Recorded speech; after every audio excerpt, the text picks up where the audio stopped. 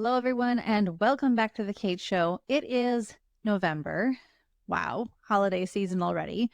This means that you have spent all year marketing your business, and you might be wondering, did I do that correctly?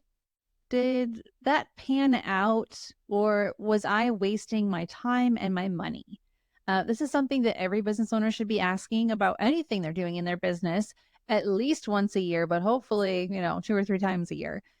We are going to look at the year-end marketing review that you should be doing for your business today. And I'm excited because there's nothing more refreshing than being able to cut out things that don't work and lean into and hone in on and have a laser focus on the things that did work. So guys, let's get into what you should be looking at in order to make sure that your marketing efforts, your time, and your money are being put to good use. Let's dive in. This episode of The Kate Show is brought to you by HoneyBook. I love using HoneyBook for my business because it helps create a streamlined workflow when people decide they want to work with me. Because, there's one thing to do the right marketing to get the client. There's quite another to impress them all the way through the end of the project. And with HoneyBook, my clients are able to review and sign their proposal, make their payment, and then be told what to do next, all in one fell swoop. I've set up automations that remind them when they need to send me certain assets so that their website project can go off without a hitch. And if you've ever worked with us, you know that HoneyBook kept you on track, it kept us on track, and it was really easy to use. If you're interested in using HoneyBook for your business, go to honeybook.com and use the code SOCIALITE at checkout for 50% off your first year. This episode of The Kate Show is brought to you by the Foundation website. Guys, if you need a new website for your business, but you can't afford a fully custom site, or you just don't have that much time to spare, you should check out the semi-custom website design service from the Socialite Agency for home pros who need more than just a DIY website template. How many times have you purchased a website template only to never use it or get stuck because you don't know how to complete it? You don't know how to connect all the things. And well, doesn't that end up being a waste of money? It does. That's why the Foundation website exists. If you want a professional to set up your website, handle your on-site SEO, optimize your images, and write your copy, and you want to maintain full control over that website moving forward, this website is for you. You'll be able to see what's included and what's not included by heading over to katesocialite.com, and under the services page, click on semi-custom website design. Every great build begins with a solid foundation, and we've made it easy. You'll be able to learn exactly how the process works, why we have a 10 business day turnaround, and why we can keep the fees so darn affordable with no ongoing fees to us whatsoever. The cool thing is, and the thing that a lot of our clients appreciate, is that when you get our website, whether it's fully custom or semi-custom like this one, we are available to help make updates to your site. We only charge you when you actually need an update made, which means that months, years might go by. You don't have to pay us a dime. But when you're ready for help, we're there to help you. Head over to katethesocialite.com and look under the services tab to get the website your business deserves. The first thing to ask yourself is that how did you stay top of mind with your leads this year? Different people have different ways of doing this. Some are more effective than others. Some people will send out postcards quarterly. It can be very expensive. You're not really sure if people look at them. You can assume that most of them go in the garbage. I think I'm giving away my stance on this topic. Some people will send out a quarterly newsletter.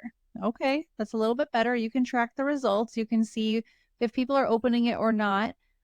Problem is, do you remember the person who only emails you 4 times a year? No, you don't. So that method falls by the wayside too, because if people aren't remembering who you are, even though you're trying to somewhat stay top of mind, it kind of makes it look like you're sitting on the fence. Like, either stop emailing them because it's not working, or email them on a more frequent basis, which, as you all know at this point, listening to the show, emailing every 2 to 4 weeks is the best. That's how you stay top of mind. That's how you get people in your contact list to refer you to people outside your contact list. It's also how you help remind people who are already in your contact list about the different ways that you can help them. You know, okay, story time. I was at the grocery store yesterday and I ran into another mom. She actually is one of the teachers at the daycare that my kids used to go to. And she was like, "Oh, your daughter goes to such and such private school now?" And I said, "Yeah." And she was like, "I thought for some reason they were only a preschool." And I was like, "No, it's K through 8th." And it kind of made me laugh because that's how a lot of people treat interior design and organize and staging firms. "Oh, I thought you only did that one thing that I hired you for. I had blinders on. I didn't know you also offer X, Y, and Z services. I could have used those, but I hired someone else because I didn't know you did that." Oh, that's like the worst feeling. And I have experienced that as a business owner too, for sure. Like, "Oh, I didn't know you did websites. I just hired a different company. May or may not have had a good experience with them, but man, it would have been nice to keep it all under one umbrella with you." Well, you know what? That's what made me realize as a business owner, it is my job to not only educate my potential clients on what I offer as an agency, but also to educate my current and past clients. Instead of assuming that your client knows all the things that you offer and all the ways that you can help them, all the ways that your services might be applicable to their various situations, instead of assuming, you've got to do more telling and showing. So if you have not made a monthly newsletter part of your marketing strategy, this is something you need to include for 2025. But you have to be careful because some people will say, "Oh, I tried email marketing, it didn't work." So I'll have them send me a draft of one of their past campaigns. And I can tell you why it doesn't work. It doesn't work because people don't know how to write newsletters. That's just honestly the truth. Um, they will put together an email. It might look visually pleasing, it might not, but that's kind of where it ends. So it'll have, "Well, here was our trip to High Point. Here is the organizing seminar we went to. Here is a little project snapshot. If you want to view more, you got to click through to the website. And here's our recent blog post. Click through to read that too. Oh, and here's our Instagram feed. Check that out." Whoa. By the end of it, the reader's like, "I don't know what you want me to do here. I looked at it, but there's no action for me to take. I'm not going to click on a million buttons. So bye." And honestly, that is what happens. So what I have realized is that a newsletter is only going to be effective if you talk about one thing and you end with one call to action and you show your face and it's well branded. If you can meet those parameters and if the topic that you are sharing makes sense for your business and for your audience, it's going to be an effective newsletter. But the other thing is people give up too soon. So maybe they're sending the appropriate and correct type of newsletter with a great topic, but they do it for 2 months and then they quit, or they do it for 6 months and then they quit. You have to stick with any new marketing strategy for at least 9 to 12 months before it will work. I know I've had people on the show who are like, "Oh, just try something for 90 days." But 90 days isn't even long enough, truthfully. 90 days isn't long enough for anything, whether it's a new diet, whether it's a new exercise, because there's like the honeymoon period in the beginning of like, "Okay, I can do this. I can be such a girl boss." And then once those first few months are up, it's like, "Oh, this is a drag now. I don't want to do it. This is cutting into how I want to be spending my time in other ways. This is costing me some money. I don't want to do it. I'm just not going to do it. I'm going to just like, it didn't work. Oh, it didn't work. There. Now I can say it didn't work. I'm not doing it." That is the decline of the resolve that prevents people from being successful, not just in email marketing, but in marketing in general. The other thing that people fall into, I've definitely fallen prey to this, is I don't really know how to market my business, but I'm going to throw money at some ads because then I'll feel like I'm doing something to get more clients. And if it doesn't work out, at least I can say that I tried. At least I can say I'm doing something to market my business. Problem is, marketing and advertising are two different things. You see, the whole purpose of advertising, running any sort of digital or print ad, the whole purpose of that is just to get someone's attention so that they start paying attention to your marketing. But if you're advertising and you have no marketing to follow, there's nothing for someone to pay attention to. And the chance of them being like, oh, yeah, I'll hire this company or this person is really, really low. And that's why in over a decade that I've been working with people in the home industry, most of them have said, I ran ads and it didn't work. But the people who say that they ran ads and it did work are people who already have an optimized website, who already have ongoing marketing to support the ads they're running. So some people have misconstrued what I've said on the podcast and they're like, oh, Kate doesn't believe in paid advertising. No, I do. I do, but not as a standalone. It has to be part of a greater strategy. Otherwise, there's honestly just no point in doing it. Now, do I do paid advertising for my business? I don't. I I I just don't. I've never run a Google ad. I dabbled in some like Facebook ads one time, maybe 6 years ago, and I was like, no, just no. So it's completely possible to get high paying clients, great projects, and build a business you love without relying on ad spend. Okay. And I do try to practice what I preach on that. And a lot of people are like, oh, well, is it easier for you to get clients because you're an online business? Well, no, because the opportunity for me to interface with clients in person is like zilch. So everything that I do must be done through the internet, through this podcast. This podcast is a number one way that I get new clients for my agency. And that's because it's the best way that I have to elicit some sort of relationship with you all. So I cannot count the number of times I've gotten on a discovery call with someone and they're like, oh my goodness, I can't believe I'm talking to you. I feel like I know you so well because I listen to your podcast. And which is always so flattering. I so appreciate that because believe me, guys, I am nobody special. No. But it's very flattering. And it just goes to show like me showing up, you guys hearing my voice, and now that I'm doing video podcasts, you guys actually seeing me talk. This is what makes for good marketing because I am putting myself out there. I'm not hiding behind overly designed posts from Canva. I'm not relying on just a Pinterest strategy. I'm not relying on just Google ads or social ads. I'm not even using those, as I said earlier.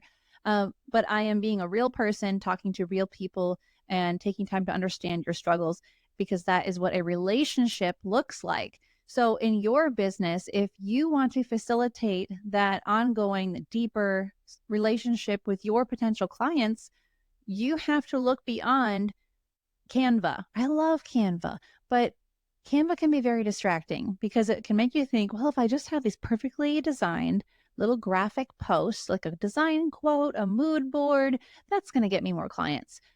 It's not. It's just not. When has anyone ever had a relationship with a graphically designed image? Never.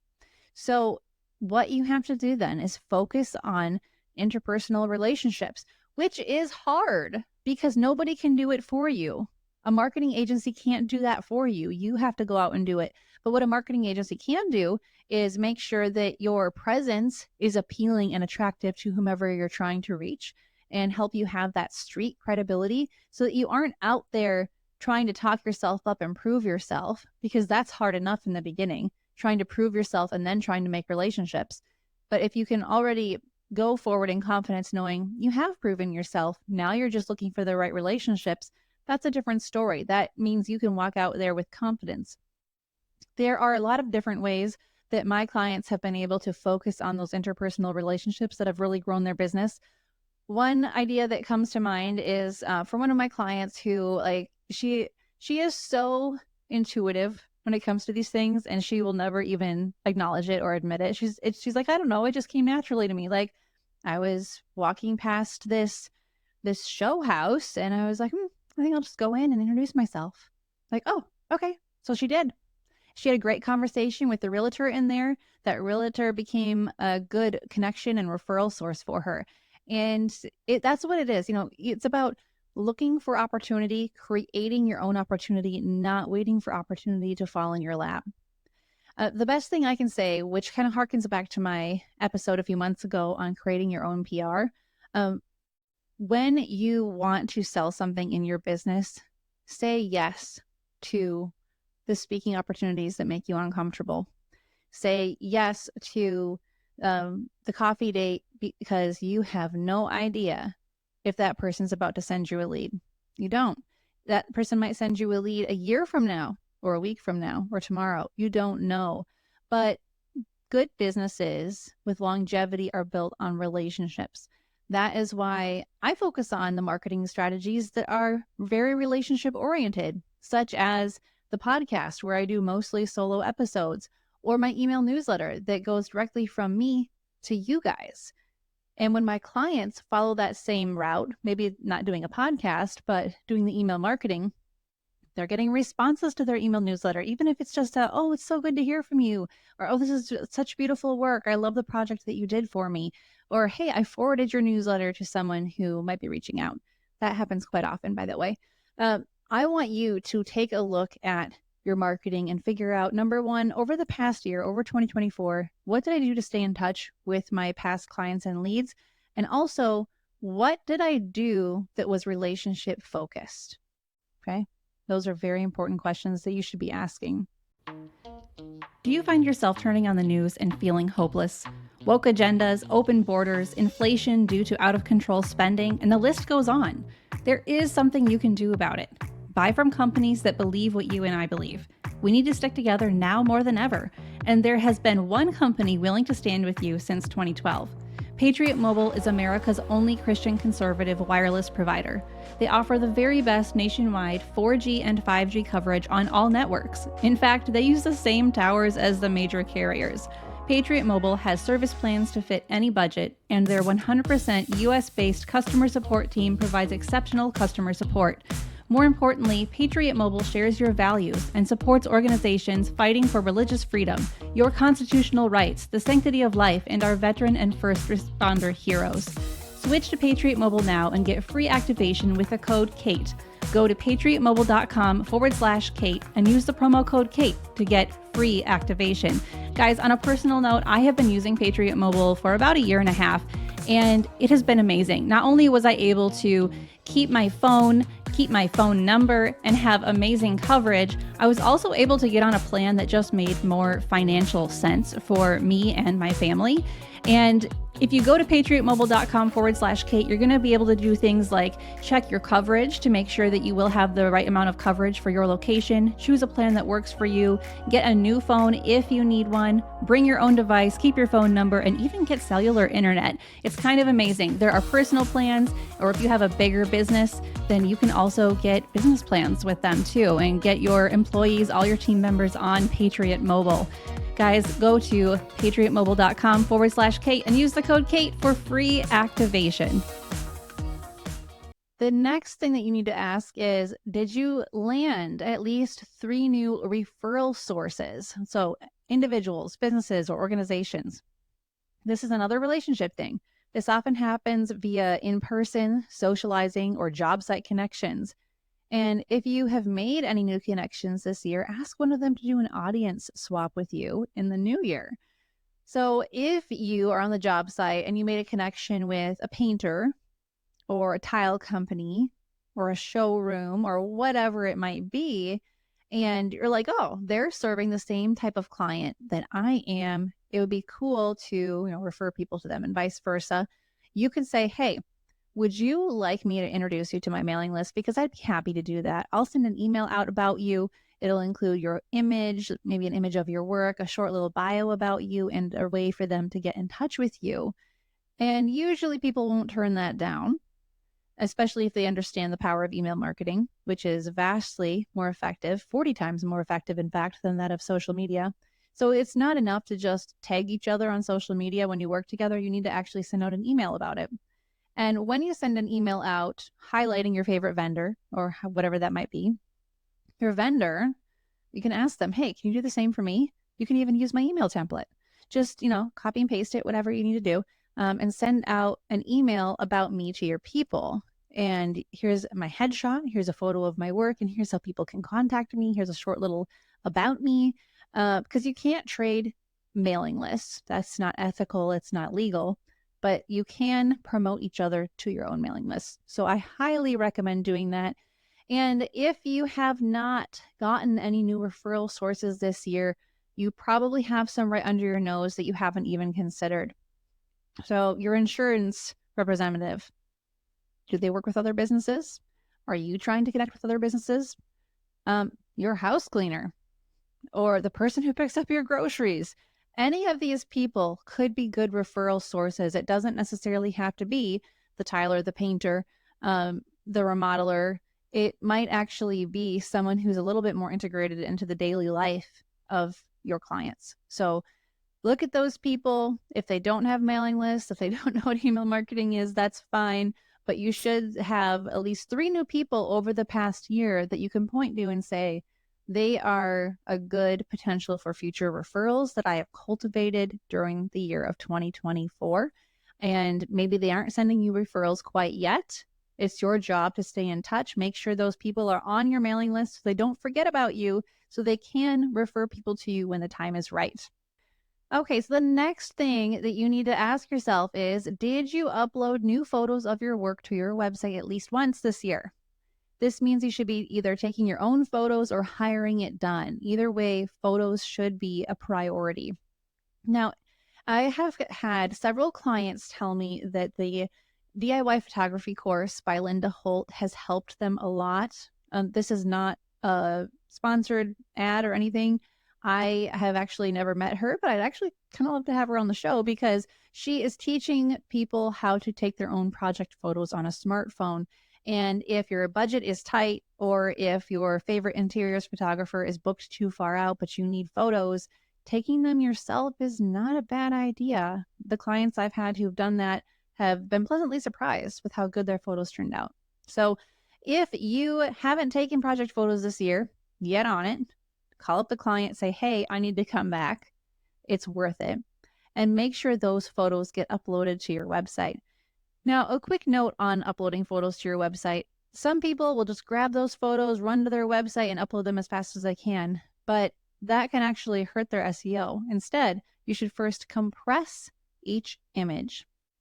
There are a lot of free online compression tools out there.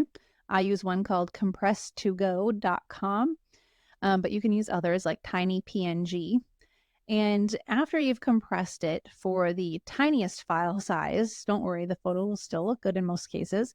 Then you need to change the name of the file, so the name of the image file, to include the service you provided and the location in which it was provided. So pantry and closet organization in Manhattan, New York, or something similar. That way, Google understands what the photo is about. All right, so on to our next point. Did you post updates on your Google business listing at least every quarter, but ideally every month? This is assuming that your Google business listing is already set up and completely filled out. This is literally what puts you on the map. So if your business has a physical location, or if you're working out of your home, but you're serving clients in a specific geographic location, you need to have a Google business listing.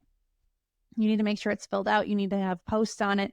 We do have anecdotal evidence here in my agency that shows that when you post updates, at least like once a month on your Google business listing, it does increase views to that listing, which can therefore translate to more website traffic.